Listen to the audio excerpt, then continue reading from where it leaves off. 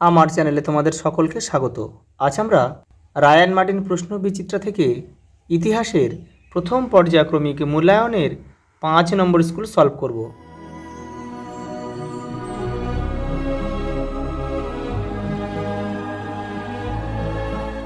দেখো প্রথম প্রশ্ন, বিভাগ ক, আমি রাষ্ট্র কথাটি কে বলেছিল? চতুর্দশ লুই। অপশান বি আমাদের সঠিক উত্তর। পরেরটা দেখো, সামাজিক চুক্তি গ্রন্থটি রচয়িতাকে? Rousseau. Option A. Code Napoleon সংকলিত হয়, দেখো কোড নেপোলিয়ন কিন্তু সংকলিত হয়েছে 1804 খ্রিস্টাব্দে, আর নামকরণ হয়েছিল 1807 খ্রিস্টাব্দে। তাহলে যেহেতু আমাদের এখানে শুধু নামকরণটার সালটা রয়েছে, তাহলে আমরা এটা কিন্তু এই 1807 খ্রিস্টাব্দে লিখব, কিন্তু সংকলিত হয়েছিল 1804 খ্রিস্টাব্দে। একটু দেখে নাও, এই দেখো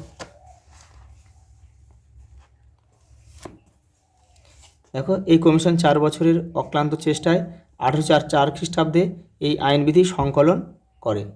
1807 খ্রিস্টাব্দে নেপোলিয়নের নামকরণ করেন কোড নেপোলিয়ন।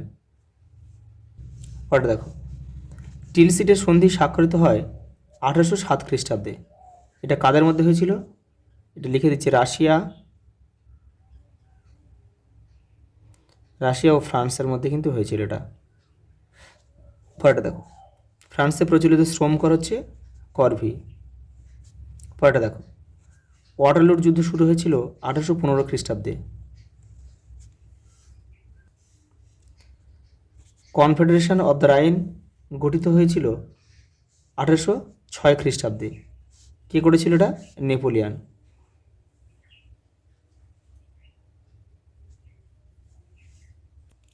পরেটা দেখো, রোবোস্পিয়ার ছিলেন একজন জ্যাকবের নেতা। লেতর দ্য ক্যাসে হলো একটি গ্রেপ্তারি পরোয়ানা। এই যে অপশান বি আমাদের সঠিক উত্তর। পরেটা দেখো, নেপোলিয়নকে নির্বাসিত করা হয়েছিল সেন্ট হেলেনা দ্বীপে। প্রথমে কিন্তু এলবা দ্বীপে ছিল, তারপরে কিন্তু আবার সেন্ট হেলেনা দ্বীপে নির্বাসন দেওয়া হয়েছিল। দেখো স্তম্ভ রয়েছে। দেখো গ্যাবেল কি? গ্যাবেল হচ্ছে কিন্তু লবণকর। এখানে তোমরা এক লিখবে, কেউ তীর চিহ্ন দিয়ে কিন্তু মেলাবে না। মন্তেস্কু, দেখো মন্তেস্কু ছিল হচ্ছে দ্য ফার্স্ট অ্যান্ড লেটার্সের রচয়িতা। আর পোড়ামাটির নীতি হচ্ছে রুশ যুদ্ধ নীতি। দেখো সত্য মিথ্যা দিয়েছে এখানে। এলবা দ্বীপে নেপোলিয়নের মৃত্যু হয়, এটা কিন্তু মিথ্যা। এরা যদি সেন্ট হেলেনা হতো তাহলে কিন্তু বাক্যটা সঠিক হতো। দেখো প্রজাপতি রাজা বলা হয় ষোড়শ লুইকে, এটাও কিন্তু মিথ্যা হবে। মিথ্যা, এটা যদি পঞ্চদশ লুই হতো, পঞ্চদশ লুই হলে কিন্তু বাক্যটা সঠিক হতো। আর এটা হেলেনা হলে কিন্তু সেন্ট হেলেনা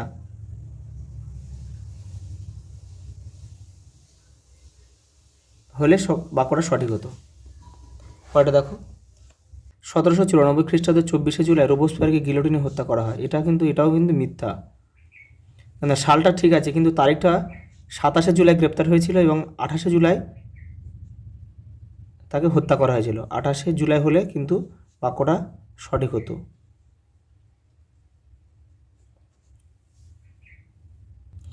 পরের প্রশ্ন দেখো, বিরাট আশা কি? দেখো তোমাদের বইয়ের দেখো 54 নম্বর পেজে রায়ান মার্টিনের রয়েছে। এই দেখো বিরাট আশা, এখান থেকে লিখবে, এখান থেকে এই পর্যন্ত লিখবে। পরের প্রশ্ন দেখো, আশিয়া রেজিম কি? দেখো 53 নম্বর পেজে রয়েছে রায়ান মার্টিনে। এই যে এখান থেকে এটা পুরোটা লিখবে।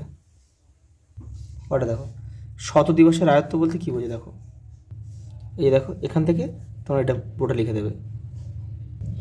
পরেটা দেখো, মহাদেশীয় অবরোধ ব্যবস্থা কি? দেখো এই যে কন্টিনেন্টাল সিস্টেম বলতে কী বোঝে? এটাই হচ্ছে মহাদেশীয় অবরোধ ব্যবস্থা। এই যে দেখো মহাদেশীয় অবরোধ ব্যবস্থা বলা হয়। পরের প্রশ্ন দেখো, কোন সময়কে নেপোলিয়নের যুগ বা এজ অফ নেপোলিয়ন বলা হয়? এই যে এখান থেকে লিখবে। রায়ান মার্টিন 96 নম্বর পেজে রয়েছে, এবারেও কিন্তু রয়েছে। এই যে এই পর্যন্ত। পরের প্রশ্ন দেখো, ফরাসি বিপ্লবে নারীদের ভূমিকা কী ছিল? দেখো রায়ান মার্টিন 48 নম্বর পেজে রয়েছে। এই যে ফরাসি বিপ্লবে নারীর ভূমিকা, এবারেও কিন্তু রয়েছে। তোমরা এখান থেকে পড়ে ছোটো করে লিখবে। পরের প্রশ্ন দেখো, টিকা লেখো সন্ত্রাসের শাসন। দেখো 47 নম্বর পেজে রয়েছে। দেখো এই যে এই যে এই পর্যন্ত। পরের প্রশ্ন দেখো, কোর্ট নেপোলিয়নের গুরুত্ব কী?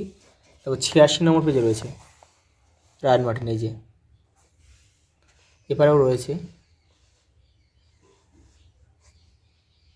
পরেরটা দেখো, টিকা লেখো স্পেনীয় ক্ষত। দেখো 93 পেজ, এই যে স্পেনীয় ক্ষত। পরেরটা দেখো, সাম্য মৈত্রী ও স্বাধীনতা প্রতিষ্ঠায় ফরাসি সংবিধানের ভূমিকা লেখো। এই সংবিধান ফরাসিদের আশা আকাঙ্ক্ষা পূরণে কতটা সফল হয়েছিল? দেখো 33 পেজে রয়েছে, দেখো রায়ান মার্টিন, এই যে এই প্রশ্নটা লিখতে হবে। এই দেখো এই প্রশ্নটা, দেখো সাম্য মৈত্রী ও স্বাধীনতা প্রতিষ্ঠায় ফরাসি সংবিধানের ভূমিকা লেখো। এখান থেকে কিন্তু তোমাদের পুরোটা লিখতে হবে, যেহেতু মান 8 রয়েছে। লাস্ট প্রশ্ন দেখো, নেপোলিনীয় সাম্রাজ্যের সঙ্গে ফরাসি বিপ্লবের আদর্শের সংঘাত বিষয়ে লেখো। দেখো 79 নম্বর পেজে রয়েছে, দেখো এই যে।